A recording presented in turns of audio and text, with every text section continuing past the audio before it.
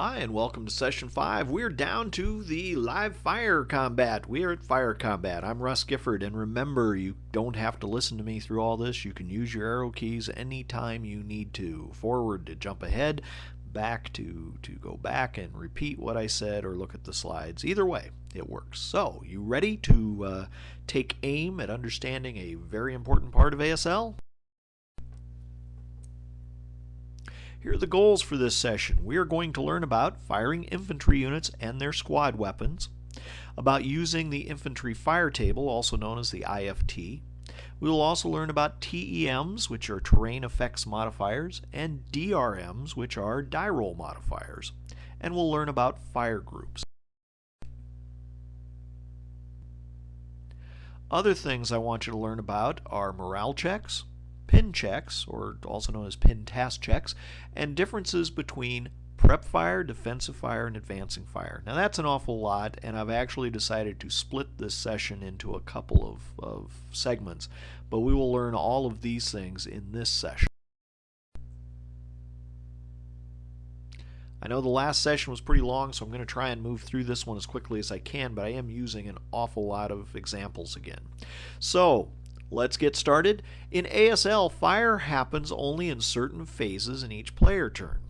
The attacker can fire in the prep fire phase and the advancing fire phase, as we remember from our sequence of play. And the defender can fire in each player turn as well. He fires during the attacker's movement, and that's known as defensive first fire. And then after the attacker finishes moving, the rest of his units may fire, or certain ones of his units that did fire already can final fire. But those are the only phases where we're going to have fire combat happening. So prep fire and the advancing fire phase for the attacker, defensive first fire and defensive fire phase.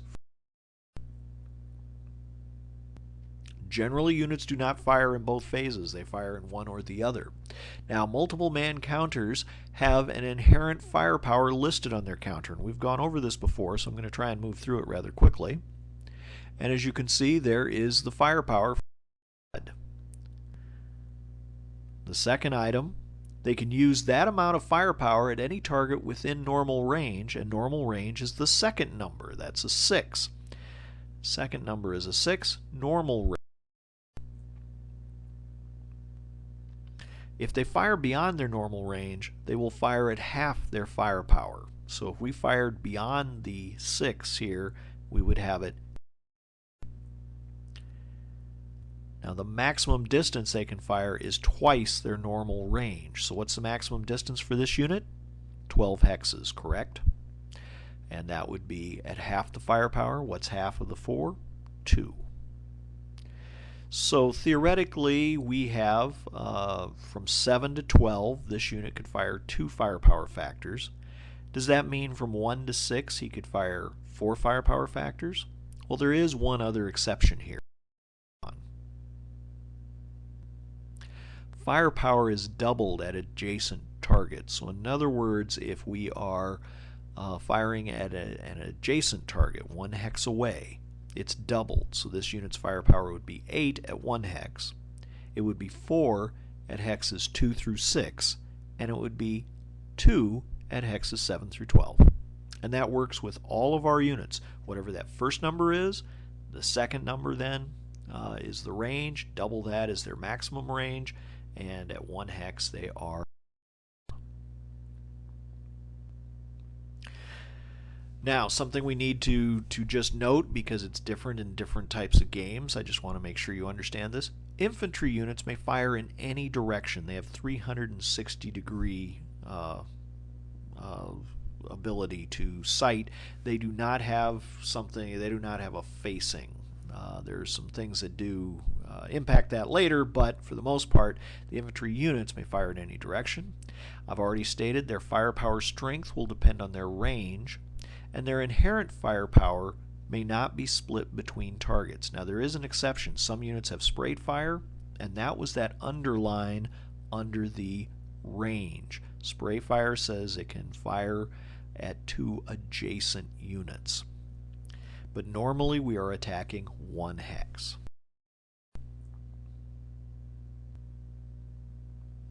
Firepower may also be grouped, but the units have to be adjacent to each other to form a fire group. They have to be in adjacent locations. Infantry units may fire a special weapon, a squad weapon, at the same target or at a separate target though. So normally you cannot split their fire, but they can fire a squad weapon at either the same target that they're firing at, so grouping their firepower together, or at a separate target. Now squad weapons, as I said, work the same way as those units that we talked about a few moments ago. The difference, of course, they don't have a morale value in the end, do they? They only have their firepower and their range, their normal range. Also notice that they have their unit type and they have a box number which represents their rate of fire. But to be fired, they have to be possessed by a personnel unit. Now, one other thing I want you to note, this range also has an underline, right? So that means this light machine gun can also be spray fired at 2 adjacent targets. By the way, when you do that, you are having the firepower of. Now, firepower strength depends on some other factors beyond just range as well. Firepower of a unit is halved if the unit moved during that turn. So in other words, if you fire an advancing fire, it's going to be halved, correct? It will be halved if you're firing area fire, and that's whenever you fire at a target that is concealed, has a question mark on top of it, or you're firing at a hex that may be empty but may have a hidden unit, so you call that area fire. We don't do this all that often, but it does come up. The firepower strength is halved if the firing unit is pinned. If the firing unit has failed a pin task check and has a pin marker on it, then the firepower is halved. Also, the firing power is halved if the firing unit's marked with a first fire counter. It's already been fired once in defensive first fire. So if it has that first fire marker on it and it fires again, it will be.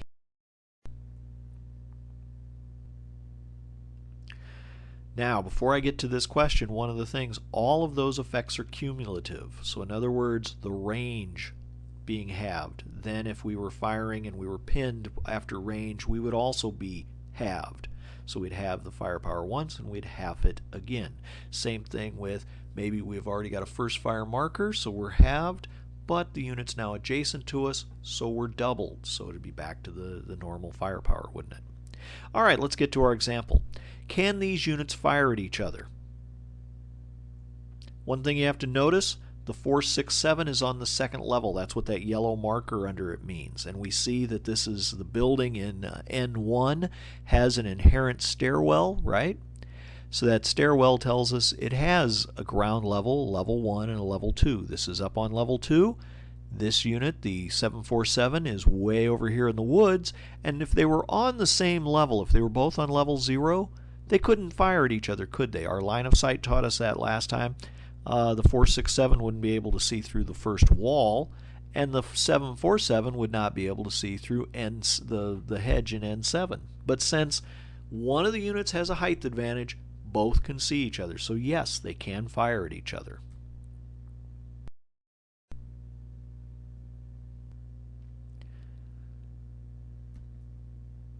Now the range is 6 hexes, so what is the firepower?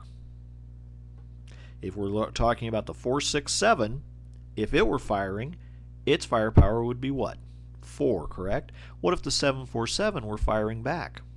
It's at over its range, so it would be halved, correct? That'd be 3.5, but there is no 3.5 column, so it would fall all the way down to 2, wouldn't it? Not a good. Okay, so we've got the firepower of 4 firepower firing at the 747 in the woods. But we need to figure out what the TEM is for a unit in the woods. And if you look here back on our Chapter B terrain chart, the same one we did for the movement factors, the same one we did for the line of sight obstacles or hindrances, we also use that one to find out our terrain effects modifier. This is a die roll modifier that's going to get added to or subtracted from the fire die roll. Fire combat die roll. So we look it up and we look down here and we see woods because the 747 is in woods, right? We see woods, we look it over under the TEM/indirect column, and we see it says +1/-1, and the slash, as you can see from the column header, means for indirect fire. In other words, mortars or artillery coming in on them in the woods. It's a -1 TEM for that, but all we care about right now is our fire combat, meaning small arms, and we've got infantry fire coming in, and it's going to have a +1. So in other words, they're a little harder to hit in the woods with our rifles and machine guns, right? Okay. Let's go. Let's consider this the German prep fire phase and say that we have the 467 and it wants to fire at the 747. What's going to happen? First of all, we have to evaluate what the TEM is, and we showed that we looked that up, right? We looked that up on the green chart, and we see that woods have a TEM of a +1, so it's 4 firepower plus 1 TEM. Same way we did it for finding the movement, we found the TEM. So we have 4 firepower plus 1 TEM. Well, when we look at the IFT, we see that it's divided into columns. It's the infantry fire table. It's divided into columns. First one is the die roll and the firepower. The die roll is the vertical column under that. And as we look across, we see a column for 1. And don't get confused by that 3, 4, 5, 6, 7. That's an entirely different line. We're just looking across the line that's on the same line as die roll/firepower. So there's a column for 1 firepower factor. There's a column for 2 firepower factors. There's a column for 4 firepower factors. So it's jumped 3. 3 doesn't exist, does it? 5 doesn't exist. It jumps to 6. We have to go with the highest firepower equivalent to what we're shooting. So in this case, we said we were firing a 4 firepower item at a +1. So we would make our die roll. Yeah, that was kind of slick, wasn't it? Make our die roll, and it came out to 7, didn't it? 1 and 6 is 7. But we said it's a +1 TEM, so we have to add 1 to that result to get our final die roll, and that's an 8. As you can see, 8. And then we just cross-reference these two. What's it come out to? A dash. What's a dash? What do you think that means? It means we missed. Ha! So, reading the IFT, very simple, right? Now, there's the breakouts. You can see.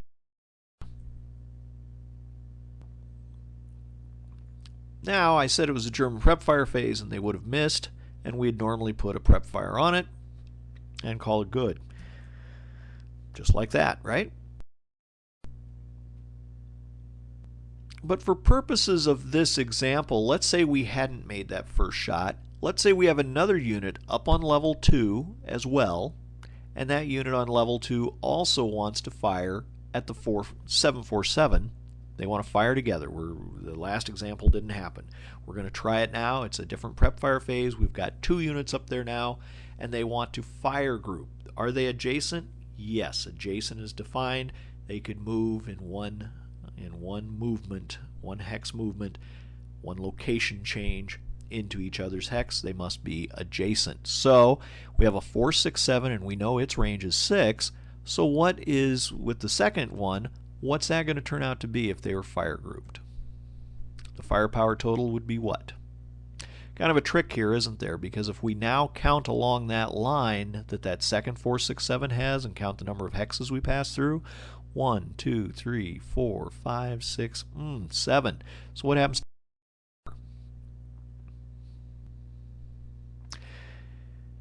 We only have 6 firepower total because the range for the second unit is 7 hexes, so we halved his firepower. So we had 4 firepower for the first one, added to the 2 firepower of the second one because he's out of normal range.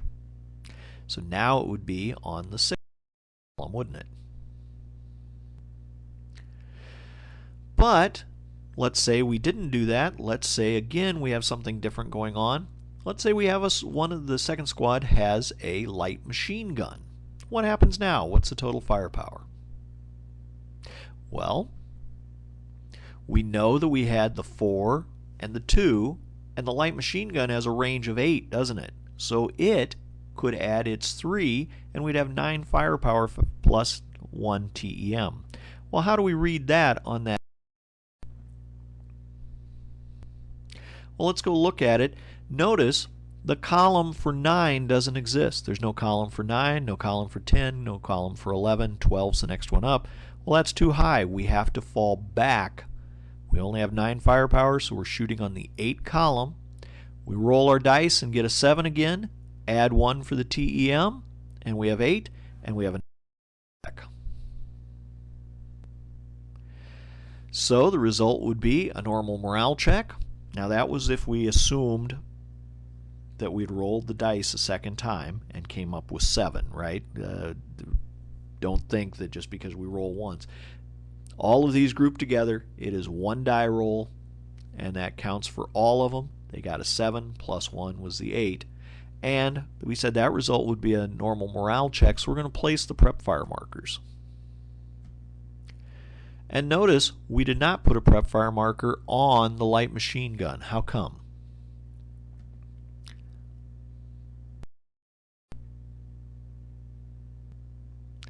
The light machine gun retained its rate of fire because we had a colored 1 on the we had a die. The colored die had a 1 on it, didn't it? Remember, there's the picture. The 1, the colored die, always represents the rate of fire die. And as long as it's equal to or less than that boxed number, the item retains its rate of fire. So the light machine gun can still fire, so it doesn't get a prep fire marker. But we have, as a result of fire, we have to do a morale check. We had an NMC, which means normal morale check. Units have to see if they're willing to stand the punishment they're receiving, so we call this a morale check. And this is a dice roll modified by the number on the fire chart. So an N is the equivalent of 0. We have a plus 1, so if it's a 1 MC, we add 1 to the morale check roll, etc. There's the example. As you look through that chart, you can see some 2 MCs, you see some 1 MCs, you see the NMC, and it does go up. You can actually get higher ones than that. I'm only looking through the first 8 columns here. Also notice the same thing is true. The K/2 means it's a casualty reduction, and then what's left takes the numbered morale check of that slash. So that K/1 under the 2. And also KIAs, it kills that many squads, and then the remaining ones take a morale check of that level. So, alright, let's go. When the unit rolls a morale check, it's compared to the morale, that third number on their counter. If the final die roll, in other words, their morale, the die roll plus whatever the number we were given to add to it, if that final die roll number is less than the morale, there's no effect. They passed. If it's greater than their morale, they break. You flip the counter and place the DM marker on top of it. And if it's equal to their morale, they pinned. And in that case, you would place a pin counter. Now this is about the final die roll, result. So we make, and anytime we see a capital DR, that means we're rolling 2 dice, by the way. A small DR means you only roll 1 die. Also, there's another problem. If you roll, they're greater than their morale, and if it's greater than, if the final die roll is greater than whatever their ELR rating is for that scenario, then they are also reduced in quality. They'd go from an elite possibly to a first line, or if they have an underline morale, they would break into 2 half squads. But we can get into that later. I want you to get the basics here. Final die roll compared to their morale, less than no effect, greater than it's broken, equal to they're pinned. So let's see what happens in our case. We've got a normal morale check. What die roll would pin the 447? Or excuse me, the 747. A morale check die roll of 7 would pin the unit, wouldn't it? Oh, look at that. It came up 7. How about that? So we're going to put a pin counter on them. And notice the pin counter tells us what it does. It's the half firepower, it cannot move, and it may not advance. So we pinned. Since the light machine gun has rate of fire, can it fire again? yes, it can fire at the same target or at any other target it would like to in this case. So it's got a, what's its,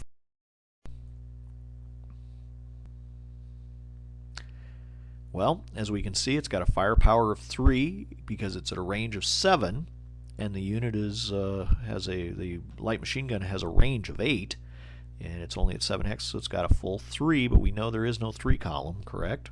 So it's going to be on the 2 column. What would the German player need to roll to get? Well, let's take a look at it. We're on the 2 column.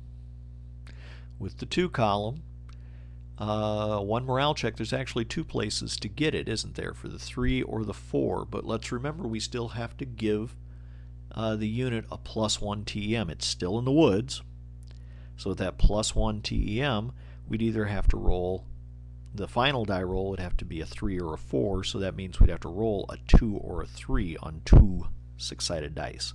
Not a great set of odds there, right? But one other thing we have to remember, if you roll doubles in a fire attack with no leader, and this guy didn't have a leader, did he? If you roll doubles with no fire attack, or in a fire attack with no leader, you will cower, which means you will move down 1 column as well. So what would happen if this unit, if this light machine gun rolled Snake Eyes? Under the 2 column, that would be a 1 morale check, right? But we said it would cower, which would move it down 1 column to the 1 firepower. Does Snake Eyes under the 1 firepower column still get you a 1 morale check? Yes, it does. But even though you got a 1 on the colored die with Snake Eyes, you would not have rate of fire. Cowering automatically ends rate of fire. So as you can see here, we're expecting that you'd need a 2 or a 3 with the +1 TEM to get a final die roll that would be a 1 morale check. So if the original die roll was a 3 with a colored 2, if the original die roll, we'd add 1 for the TEM, and that would get us 3 + 1 was 4. It would still be on the 2 column, so it would come up to a 1 morale check, correct? Also, the light machine gun now has lost rate of fire. Got the 1 morale check.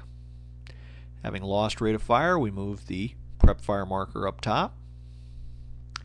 And then what do we got to do? Well, even though he's pinned, he's still going to take another morale check now. And this time it's a 1 morale check. He will his die roll. So if he rolls, oh my gosh, it comes up 7 + 1 is 8. What's that mean? Only 7.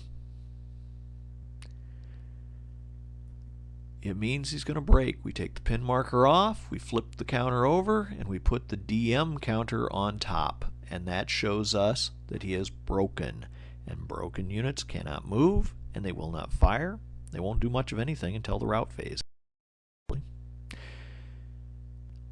Now, one other item. If he were fired on again while he is broken, the back side only shows the morale. Any morale checks would go against that, and now if a broken unit breaks, they are casualty reduced. If they're a full squad, they reduce to a half squad. If they're a half squad, they are just eliminated. A broken unit that breaks, casualty reduces. Alright, we said with the fire combat there were certain rules. Here's the quiz. Firepower strength depends on range. So what's your firepower at normal range? What's your firepower beyond normal range? How far can a unit fire? What's firepower at adjacent targets? And what's firepower at in-hex targets, which is a pretty rare occurrence. Are you ready? Your firepower is as listed at normal range, right? It's ×1. If it's beyond normal range, it's halved, so it's ×1/2. If you are firing, how far can you fire? Up to twice your normal range, or 2 times whatever your range is. What's your firepower at adjacent targets? It's doubled, so it's ×2. And I didn't mention this because it doesn't happen a whole lot, but firepower at in-hex targets, which is pretty rare because you're not allowed to move into the same hex normally. If you move into the same hex, your firepower at that unit moving in, or if the unit happened to move in and was able to fire, your firepower is tripled. Tripled. If you're in, I said in hex targets, I should be saying in location targets. Now, we said that firepower strength depends on other factors. We said it's halved if firing if the unit moved this turn, halved if firing area fire, target concealed or hidden, halved if firing unit is pinned, and halved if it's marked with a first fire. Just a reminder on those. Okay, so let's say it's prep fire phase for the Germans in this case. If both German 447s fire together at the 747, what's the firepower going to be? Shouldn't take you too long. What's the TEM? Well, the 747 is sitting in a stone building, right? So we take a look at this. Two of them together. They have 8 plus 3. So it's 8 firepower because they're in normal range, but they're not adjacent. And it's plus 3 because the 747 is sitting in a stone building, isn't it? And we said the stone TEM was plus 3. So 8 plus 3.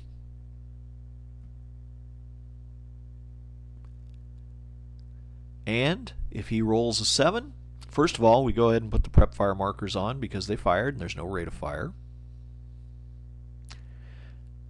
What would the German player have to roll on an 8 plus 3 to get a result?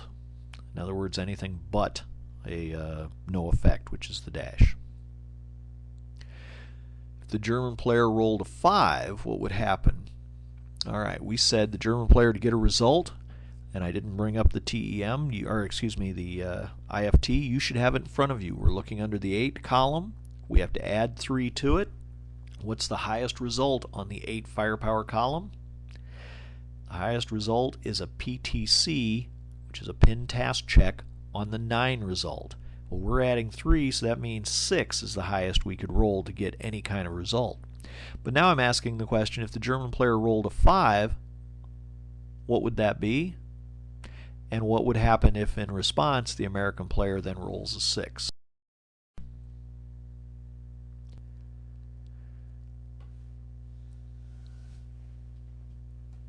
Okay, if he rolled a 6, he passed, didn't he? Because if he rolled a 5, it would be a normal morale check, and a 6 on a normal morale check, and his morale is 7, that American's unit is 7, so with that 7, we see what? We see that he would pass, because a normal adds nothing to it. So we're going to movement phase. We say the 467 is moving from U1 up to U2. We had that sitting there in U1, so we moved him up to U2, and he's spending a point and a half because of grain, right? So the 747 says, hey, best shot I'm going to get, I'm going to take that, because grain doesn't get him anything except he's not moving in the open, but he wasn't moving in the open anyway because of the hedge, right? Well, what's the hedge modifier? Hedge modifier is a +1, and he's moving. He did not say he was assault moving. He's moving, so he's moving up at non-assault movement, and this is first fire. So he has a 7 plus 1 minus 1, which makes it 7 even. There is no 7 column, so we're looking on the 6 column, right? If the die rolls an 8 straight on the 6, that's a pin task check. And if we say now that the 467 has a die roll of 6, what does that come out to? No effect, because he has a morale of 7. Can he keep moving? Yep, and plus we get a first fire marker on the 747. Okay, so he survived that fire, and we've got the first fire marker on the American, and he says, well, I'm still moving. I have more points left. I've only used 1.5, and we said they start with 4, correct? So he can move forward, and that's what he's going to do. He's decided he's moving, and he moves from U2 to U3, jumping that hedge and into the open hex. But it isn't really open, is it? Because the 747's already got a first fire marker on him. which means his firepower is going to be halved. So from 7 he's dropping down to 3.5, correct?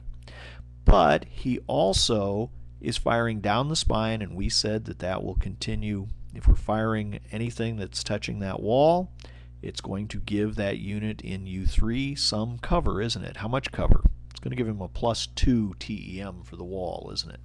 Also, though, he's losing, he's adding a -1 die roll modifier for first fire non-assault movement. He moved more than 1 hex.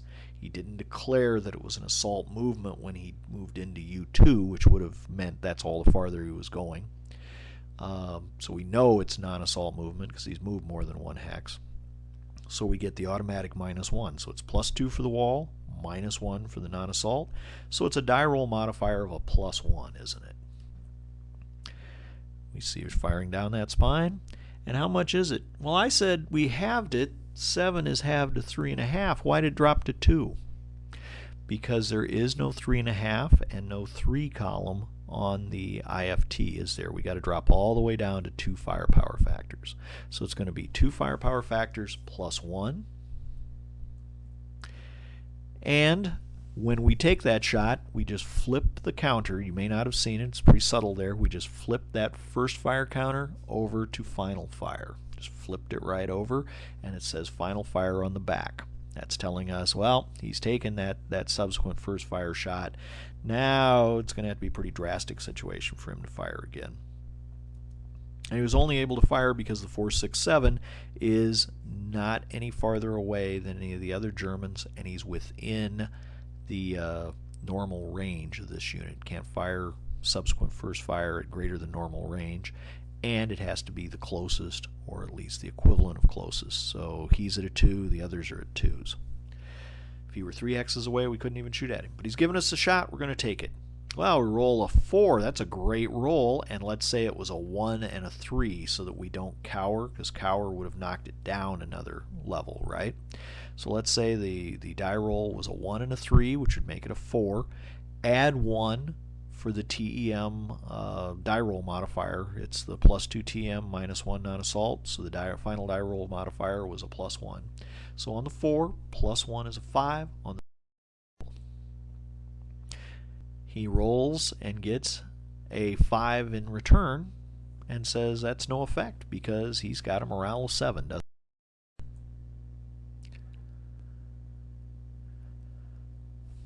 And that took care of that, and it's a defensive final fire phase. Well, we have nothing to fire. We only have 1 American on the board. He's got a final fire marker on him. There's nobody adjacent to him or anything like that. He's done.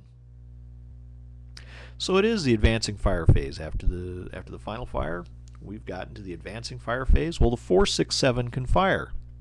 But what did we say happens when they fire in the advancing fire phase? They're halved. So if he took a shot back at the 7.47, could he break him? Well, we'd be halved for 4 to down to 2 because we moved, and he'd be a +3. Not much of a shot, is it? So we probably wouldn't fire back at the 7.47 if there was any kind of sniper activity that could happen. But instead, he says, you know, I want to get adjacent to this guy, which really isn't necessarily a smart move, but I want to get adjacent to him.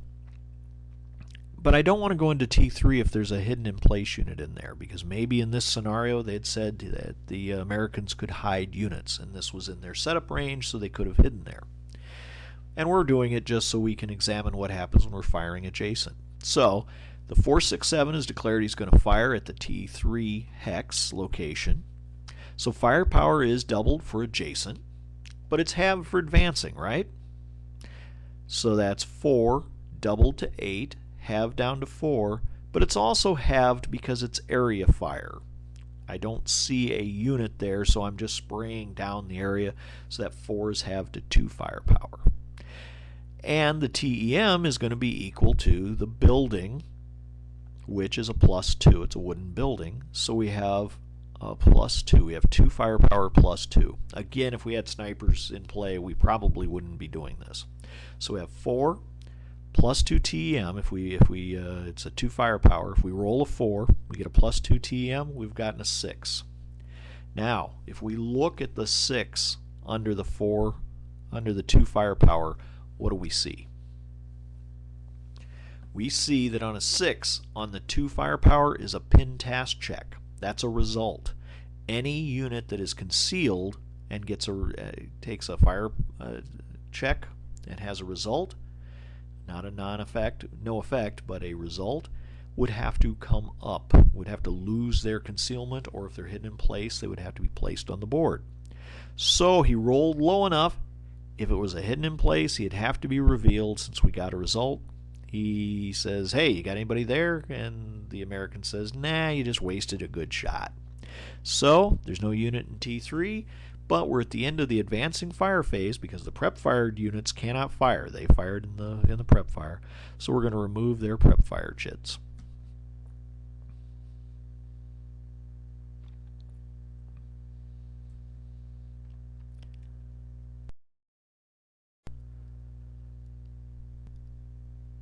And that takes us up to the advance phase. Anybody that is not pinned, does not have a temporary immobilized marker on them, and it's their phasing turn, could advance. So in other words, any of the Germans can advance 1 hex if they wanted to. Well, the 2 cowards sitting in the building are just going to sit there. But the 467 says he's advancing to T3. Jumps across that wall, boom, there he is, he's in. And because it didn't cost all of his movement points, how many movement points did it cost? 1 for the wall, 2 for the building is 3, but it didn't cost all, so he's not. And he is in that hex. Now it says it's close combat phase. We have no close combat. And the attacker could declare concealment for anybody that's out of line of sight and in concealment terrain, which for the most part is woods, buildings, things like that. But there's nobody that's not out of line of sight because the 747 can see all 3 of these, right? If there were any pin markers on the board, we'd remove them. And then we'd say that's the end of the German player turn. It's now the American player turn. Just as an example how we would make that. So we've made it through a little sample turn. You've seen how some of the fire works. I hope you've taken out some units and done this. For further information, I'd like you to read section A70. So in other words, the entire section 7 in chapter A, which is in your rule book for advanced squad. And that gave you a start on fire combat, but we still have more to learn. Just trying to keep these sessions a little shorter. So I'm going to break this into 2. Next session, we're going to learn about assault fire, about spray fire, and about fire lanes. So I hope to see you back. And we'll get you fired up as we take more target practice with MMCs and squad weapons. And we're also going to put leaders with it so you see the effect of their die roll modifiers. So see you next session, session 6, which will be Fire Combat Part 2.